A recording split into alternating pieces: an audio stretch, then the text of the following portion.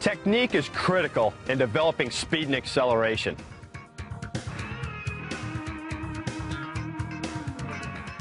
The formula for speed is stride length times stride frequency.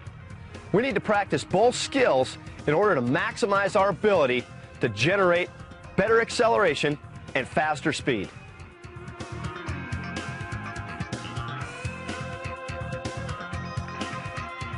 Posture is the first element that athletes must understand. You need to run like you walk. Nice and tall and relaxed, not hunched over. We don't want the center of mass of the body to have to go up and down by flexing at the lower body. We want to stay tall, like looking over a fence. What happens at your ankle joint is critical to unlocking your speed potential. When you push off the ground, this is what we call plantar flexion, extension. This transfers to extension at the knee and the hip. So we get triple extension. It starts down at the ankle. After plantar flexion or push off, we go to what we call dorsiflexion. Loading the ankle by pulling the toe up toward the shin, that helps to enlist the lifting action of the knee up in front of the body.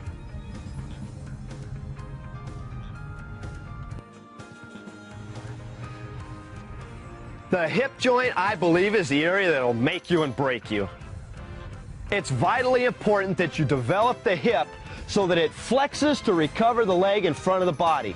Too many athletes run behind themselves, not able to generate force and power. You need to think about opposites. The hip flexor flexes, the lower back flexes to hold good posture to transfer force down to the ground.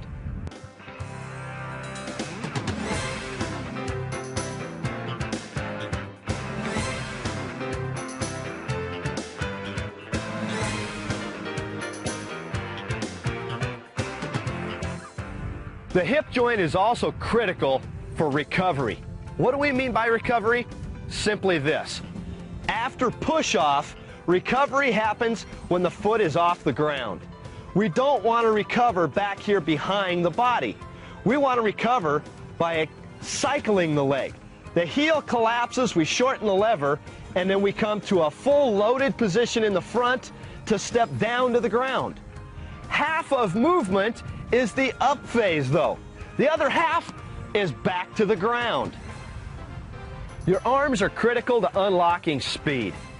You can gain critical tenths of a second in a short period of time by simply doing this. Drive your elbow back behind your body aggressively. This enlists the knee to come up in front of the body for recovery. Action, reaction. This is now an action for the reaction of force going down through the other leg into the ground. Boom! That's where your power is transferred into force, moving the body explosively. We need to understand how to apply force to the ground to move the body. The key element is pushing the body's mass, not pulling it. To run straight ahead, we push down and back. So after we come up, we go down aggressively, putting force at an angle that moves the mass forward. Going backward is the reverse.